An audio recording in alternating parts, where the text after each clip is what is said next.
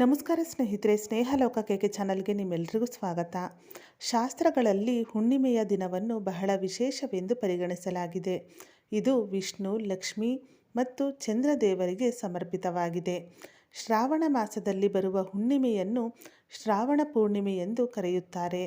ಸಹೋದರ ಸಹೋದರಿಯ ಪ್ರೀತಿಯ ಹಬ್ಬವಾದ ರಕ್ಷಾಬಂಧನವನ್ನು ಸಹ ಶ್ರಾವಣ ಪೂರ್ಣಿಮೆಯೊಂದು ಆಚರಿಸಲಾಗುತ್ತದೆ. ಹಾಗಾದರೆ 2026ರಲ್ಲಿ ಶ್ರಾವಣ ಪೂರ್ಣಿಮೆ ಯಾವಾಗ? ಪೂಜೆಗೆ ಶುಭ ಸಮಯ ಏನು? ಚಂದ್ರೋದಯದ ಸಮಯ, ಪೂಜಾ ವಿಧಾನ ಮತ್ತು ಲಕ್ಷ್ಮೀ ದೇವಿಯನ್ನು ಮೆಚ್ಚಿಸಲು ಯಾವ ಕೆಲಸಗಳನ್ನು ಕೈಗೊಳ್ಳಬೇಕು?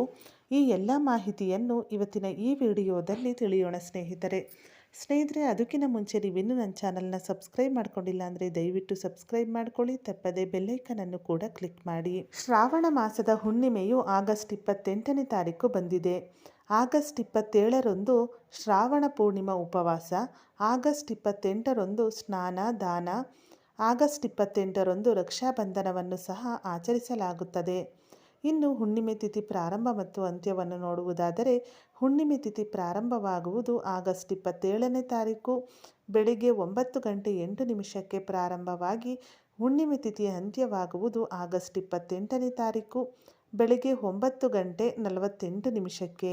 ಹಾಗೆ ಚಂದ್ರೋದಯದ ಸಮಯವು ಸಂಜೆ 6:27. ಜೊತೆಗೆ ಬ್ರಾಹ್ಮಿ ಮುಹೂರ್ತದ ಸಮಯ ಅಂದರೆ ಸ್ನಾನದ ಸಮಯ ಆಗಸ್ಟ್ 28ನೇ ತಾರೀಕು ಬೆಳಿಗ್ಗೆ 4:28ದಿಂದ 5:12 ಹುಣ್ಣಿಮೆಯ ದಿನದಂದು ಪವಿತ್ರ ನದಿ ಅಥವಾ ಮನೆಯಲ್ಲಿ ಗಂಗಾ ನೀರಿನಿಂದ ಸ್ನಾನ ಮಾಡಿದ ನಂತರ ಸೂರ್ಯ ದೇವರಿಗೆ ನೀರನ್ನು ಅರ್ಪಿಸಿ, ವಿಷ್ಣು ಮತ್ತು ಲಕ್ಷ್ಮೀ ದೇವಿಯ ವಿಗ್ರಹವನ್ನು ಪಂಚಾಮೃತದಿಂದ ಸ್ನಾನ ಮಾಡಿ, ಪೂಜಾ ಸ್ಥಳದಲ್ಲಿ ಧೂಪ ಮತ್ತು ದೀಪಗಳನ್ನು ಬೆಳಗಿಸಿ ಮತ್ತು ಹಳದಿ ಹಣ್ಣುಗಳು, ಹೂವುಗಳು, ಪಂಚಾಮೃತ, ಬಾಳೆಹಣ್ಣು ಮತ್ತು ನೈವೇದ್ಯವನ್ನು ಅರ್ಪಿಸಿ, ಶ್ರಾವಣ ಪೂರ್ಣಿಮೆಯ ದಿನದಂದು ಸತ್ಯನಾರಾಯಣ ಸ್ವಾಮಿಯ ವ್ರತಕಥೆಯನ್ನು ಪಠಿಸಿ ಮತ್ತು ಆರತಿ ಮಾಡಿ, ರಾತ್ರಿ ಚಂದ್ರೋದಯದ ನಂತರ ಚಂದ್ರನಿಗೆ ಅರ್ಘ್ಯವನ್ನು ಅರ್ಪಿಸುವ ಮೂಲಕ ಉಪವಾಸವನ್ನು ಮುಗಿಸಿ.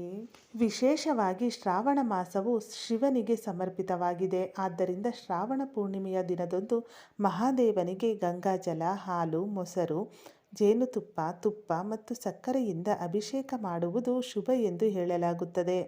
ಹುಣ್ಣಿಮೆಯ ದಿನದಂದು ಸ್ನಾನ ಮಾಡಿದ ನಂತರ ಪೂರ್ವಜರಿಗೆ ತರ್ಪಣವನ್ನು ಕೂಡ ಕೊಡಬಹುದು.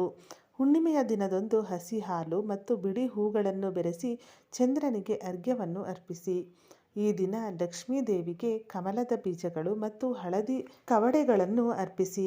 ಹುಣ್ಣಿಮೆಯ ಸಂಜೆ ಮನೆಯ ಈಶಾನ್ಯ ಮೂಲೆಯಲ್ಲಿ ತುಪ್ಪದ ದೀಪವನ್ನು ಹಚ್ಚಿ ಮತ್ತು ಲಕ್ಷ್ಮೀ ದೇವಿಗೆ ಖೀರನ್ನು ಅರ್ಪಿಸಿ, ಅಂದರೆ ಪಾಯಸವನ್ನು ನೈವೇದ್ಯವಾಗಿ ಅರ್ಪಿಸಿ. ಸ್ನೇಹಿತರೆ, ಇವತ್ತಿನ ಈ ವಿಡಿಯೋ ನಿಮಗೆ ಇಷ್ಟವಾದಲ್ಲಿ ವಿಡಿಯೋನ ಲೈಕ್ ಮಾಡಿ, ಹಾಗೆ ನಿಮ್ಮ ಫ್ರೆಂಡ್ಸ್ ಆ್ಯಂಡ್ ಫ್ಯಾಮಿಲಿಗೂ ಈ ವಿಡಿಯೋವನ್ನು ಶೇರ್ ಮಾಡಿ. ಇದೇ ಥರದ ಮತ್ತಷ್ಟು ಮಾಹಿತಿಗಾಗಿ ಸ್ನೇಹಲೋಕ ಚಾನಲ್ನ ಸಬ್ಸ್ಕ್ರೈಬ್ ಮಾಡಿಕೊಂಡು ಸಪೋರ್ಟ್ ಮಾಡಿ. ಕೊನೆ ತನಕ ವಿಡಿಯೋ ನೋಡಿದ ಎಲ್ಲರಿಗೂ ಧನ್ಯವಾದಗಳು. ಸರ್ವೇ ಜನ ಸುಖಿನೋ ಭವಂತು.